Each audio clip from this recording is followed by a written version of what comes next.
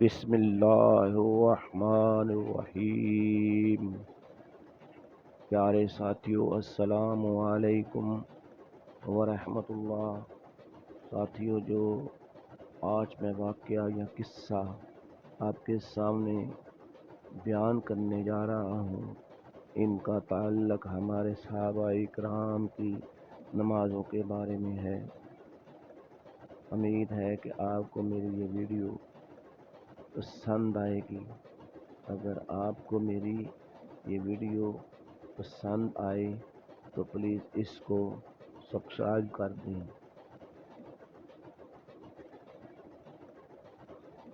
حضرت ابوبکر صدیق و حضرت ابن زبیر و حضرت علی وغیرہ کی نمازوں کے حالات۔ مجاہد حضرات ابو بکر صدیق اور حضرت عبداللہ بن زبیر کا حال نقل کرتے ہیں کہ جب وہ نماز میں کھڑے ہوتے تھے تو ایسا معلوم ہوتا تھا کہ ایک لکڑی کھڑی ہوئی ہے، یعنی بالکل حرکت نہیں ہوتی تھی۔ علماء نے لکھا ہے کہ حضرت ابن زبیر نے حضرت ابو بکر صدیق سے نماز سیکھی اور انہوں نے حضور پاک صلی اللہ علیہ وسلم سے، یعنی جس طرح حضور نماز پڑھتے تھے اسی طرح ابو بکر صدیق پڑھتے تھے، اور اس طرح عبداللہ بن زبیر ثابت رضی اللہ تعالی عنہ کہتے ہیں کہ عبداللہ بن زبیر کی نماز ایسی ہوتی تھی گویا لکڑی ایک جگہ گاڑ دی۔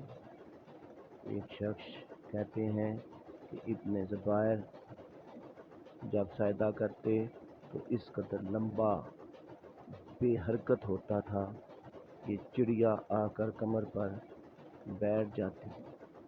بعض مرتبہ اتنا لمبا رکوع کرتے کہ تمام رات صبح تک رکوع ہی میں رہتے۔ بعض اوقات سجدہ اتنا ہی لمبا ہوا ہوتا کہ پوری رات گزر جاتی۔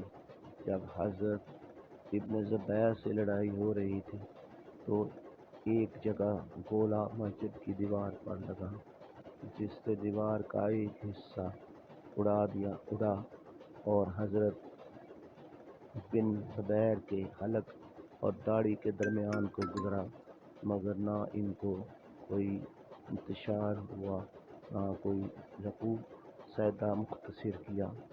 ایک مرتبہ نماز پڑھ رہے تھے کہ بیٹا جس کا نام ہاشم تھا پاس سو رہا تھا۔ چھت میں سے ایک سانپ گرا اور بچے پہ لیٹ گیا اور وہ چلایا۔ گھر والے سب دوڑے ہوئے آئے، شور مچ گیا، سانپ کو مارا۔ ابن زبیر اسی اطمینان سے نماز پڑھتے رہے۔ اسلام پھیر کر فرمانے لگے، کچھ شور کی سی آواز آتی تھی، کیا تھا؟ بیوی نے کہا، اللہ تم پر رحم کرے، بچہ کی جان بھی گئی تھی، تمہیں پتہ ہی نہ چلا۔ فرمانے لگے، تیرا ناس ہو، اگر نماز میں دوسری طرف توجہ کرتا تو نماز کہاں باقی رہتی۔ بدیہ وغیرہ حضرت عمر کے آخری زمانہ میں جب ان کے خنجر مارا گیا جس کی وجہ سے ان کا انتقال ہوا تو ہر وقت خون بہتا تھا اور اکثر غفلت بھی ہو جاتی تھی، لیکن اس حالت میں بھی جب نماز کے لیے منتبہ کیا جاتے تو اس حالت میں نماز ادا فرماتے اور ارشاد فرماتے کہ اس سلام میں اس کا کوئی حصہ نہیں جو نماز چھوڑے۔ حضرت عثمان تمام رات جاگتے اور ایک رکعت میں پورا قرآن پاک شریف ختم کر لیتے۔ حضرت علی کی عادت شریفہ یہ تھی کہ جب نماز کا وقت آ جاتا تو بدن میں کھلبلی آ جاتی اور چہرہ زرد ہو جاتا۔ کسی نے پوچھا کہ یہ کیا بات ہے؟ فرمایا کہ اس امانت کا وقت ہے جس کو اللہ جل شانہ نے آسمانوں اور زمین اور پہاڑوں پر اتارا، تو وہ اس کے تحمل سے عاجز ہو گئے اور میں نے اس کا عمل کیا ہے۔ خلف بن ایوب سے کسی نے پوچھا کہ تمہیں نماز میں مکھیاں تک نہیں کرتی؟ فرمایا کہ فاسق لوگ حکومت کے کوڑے کھاتے ہیں اور حرکت نہیں کرتے اور اس پر فخر کرتے ہیں کہ اپنے صبر و تحمل بڑا کرتے ہیں کہ اتنے کوڑے مارے ہیں، میں ہلا تک نہیں۔ میں اپنے رب کے سامنے کھڑا ہوں اور ایک مکھی کی وجہ سے حرکت کر جاؤں۔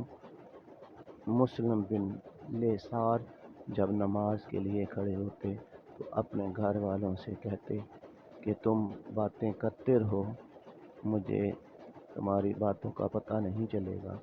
ایک مرتبہ بصرہ کی حبلہ مسجد میں نماز پڑھ رہے تھے کہ مسجد کا ایک حصہ گرا۔ لوگ اس کی وجہ سے دوڑے وہاں جمع ہوئے، شور و شرابہ ہوا، مگر ان کو پتہ ہی نہ چلا۔ خاتم الاسلام سے کسی نے ان کی نماز کی کیفیت پوچھی تو کہنے لگے کہ جب نماز کا وقت آتا ہے تو وضو کے بعد اس جگہ پہنچ کر جہاں نماز پڑھوں گا تھوڑی دیر بیٹھتا ہوں کہ بدن کے تمام حصوں میں سکون پیدا ہو جائے، پھر نماز کے لیے کھڑا ہوتا ہوں۔ اس طرح کہ بیت اللہ کو اپنے نگاہ کے سامنے سمجھتا ہوں اور پل صراط کو پاؤں کے نیچے، جنت دائیں طرف اور جہنم بائیں طرف، اور موت کے فرشتے کو اپنے پیچھے کھڑا ہوا خیال کرتا ہوں اور سمجھتا ہوں کہ یہ آخری نماز ہے۔ اس کے بعد پورے خشوع و خضوع سے نماز پڑھتا ہوں اور اس کے بعد امید اور ڈر کے درمیان رہتا ہوں کہ نامعلوم قبول ہوئی ہے کہ نہیں۔ پیارے ساتھیو، امید ہے کہ آپ کو ویڈیو پسند آئی ہوگی۔ اللہ پاک آپ کا حامی و ناصر رہے، آمین یا رب العالمین۔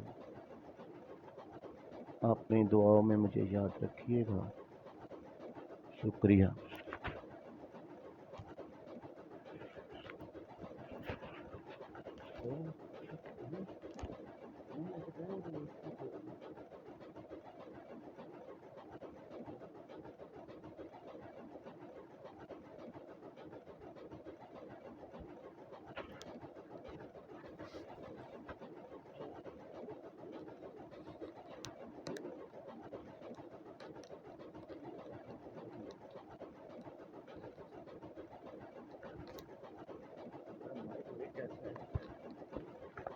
آواز نہیں آتی کسی کی؟ تیری ماں ایڈی ایڈی اچھی بولن دی جی آواز آئے گی؟ بول رہی سی نا تیری ماں ہونے اچھی اچھی